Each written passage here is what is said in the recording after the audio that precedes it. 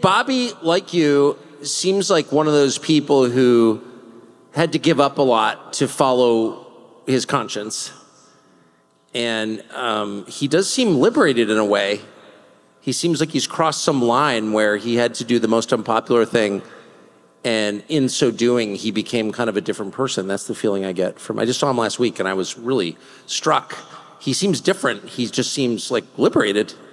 Well, yeah, I watched that episode of your show, and he was so lucid and articulate when he spoke about nature and our connection to nature and his own love of nature. Even though, well, formally, you know, I think you guys like to hunt stuff, don't you? And I know I do not judge Americans for hunting. I've had that argument, and I'm never having it again. Well, but to be clear, we hunt and release. You release them. Just kidding.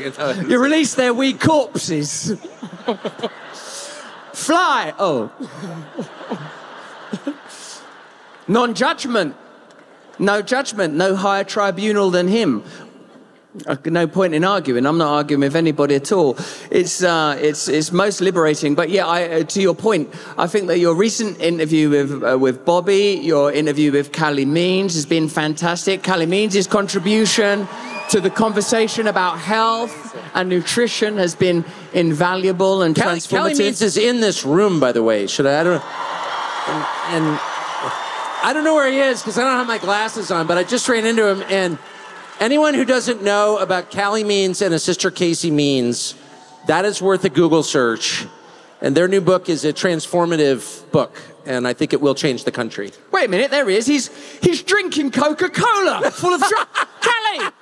He's drinking seed oils right now. Oh, Callie. Not another hypocrite. Yeah, he's pretty fantastic, isn't he? So I suppose, look, you know, when I'm doing my own show, what I'm continually saying is because I still have the sort of remnants, a kind of Pompeii of former, or of liberal friends, the sort of frozen there in time. I sort of, Wait, I'm sorry. Did you just say I have a Pompeii of former liberal? That's like so brilliant. I just have to stop and acknowledge how great that is. That's unbelievable. Like people frozen in place at their dinner table.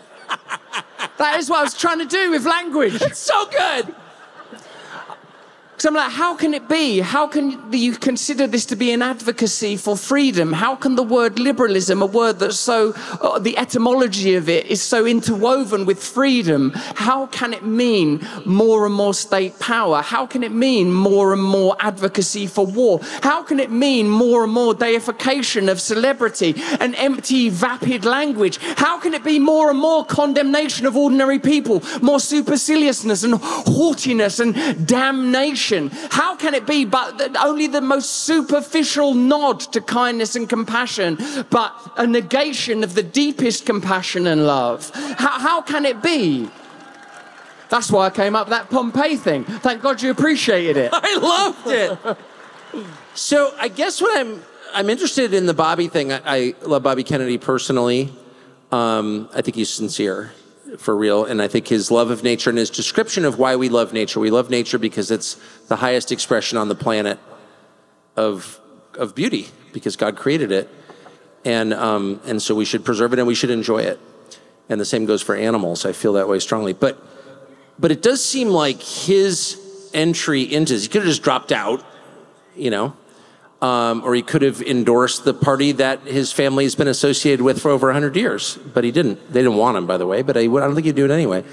It does seem like the moment that you've been talking about since I started watching you, about this kind of convergence of people on the basis not of party identification, but on the basis of what they really believe. Shared values, shared interests. And that should be the basis of any movement. We're together because we have something real in common, not something fake like a label, but something real like a temperament, a goal, a dream, an aspiration. And it does seem like that's happening finally, maybe. I would think so, because he's an extraordinary character to incorporate into that movement. And I think it will be very difficult to come up with continual condemnation to such varied characters. Trump, it's easy for them to condemn him indeed as a misogynist or to continue the lawfare. Bobby Kennedy, oh, he's a kook, he's a crackpot. He seems to think that the pharmaceutical industry have some interest beyond your wellness and your general health. The mad conspiracy theorist. Like, what are they going to summons up about Tulsi Gabbard? I mean, as these sort of, you know, what is it going to be? They don't like that streak in her hair. That's the sort of thing a supervillain would have. She's a lady Zod, they may say. General Zod, Superman 2. Sorry, it was obscure. I'm just wondering how the sort of the creeping condemnation and the lack of clarity. When I watched that DNC and its sort of giddy excitement for celebrity, which, by the way, when I was the recipient of it, I would have happily sort of guzzled down like a narcissist nitwit. Easier to observe its ridiculousness on the outside. But there was a fella that came out, you'll know his name, but he was a sort of a somewhat portly billionaire, and he was called something like Prieskrig or something like that. And he came out to say sort of like, you know, Trump's not a billionaire, I'm a better billionaire. You know, he said something like that. But just before Bernie... What a message! Just before Bernie Sanders had been out saying, all billionaires of every hue and persuasion should be stopped. And then that guy came out and said, there's good billionaires and bad billionaires. And I thought, oh, no, they don't have any sort of central defining argument, just the desire to win an argument. And that's what happens, I suppose, when politics has been captured by the donor class and the lobbyist class. I wonder when we will see donations extracted entirely from politics, the profession of lobbying entirely removed, ameliorated, annihilated. Radical decentralization, radical federalization.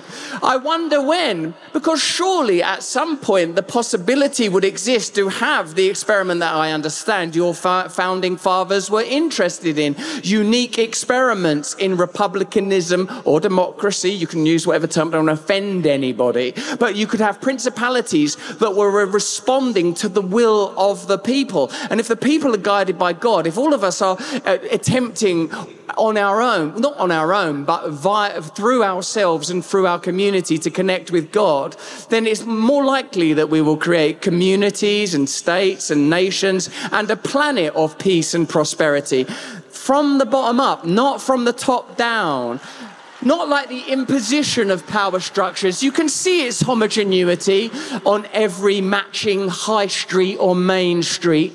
You can see that it's like it's landed on our cultures. It's no different really in my country. We have a similarly globalist leader, an authoritarian who claims to care, who wants to protect you from you. Yet another Macron, Trudeau, Starmer, these kind of characters that come out often with wonderful haircuts to tell us that they care for us, and they care for us so much that we have to remain in our homes and cover our mouths, and we mustn't travel more than 15 minutes. And you sort of get the sense that some dreadful revelations like Mark of the Beast is about to be implanted under your hand, all for your safety, of course, you understand. And I feel like, can't we just, I'll look after myself, it's all right.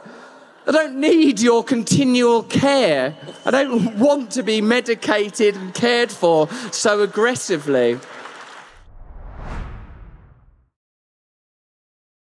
Thanks for watching our YouTube channel. We hope you'll subscribe to it. And by the way, you can hit the little bell on there and get notifications every time we produce a video. We hope you'll do that also.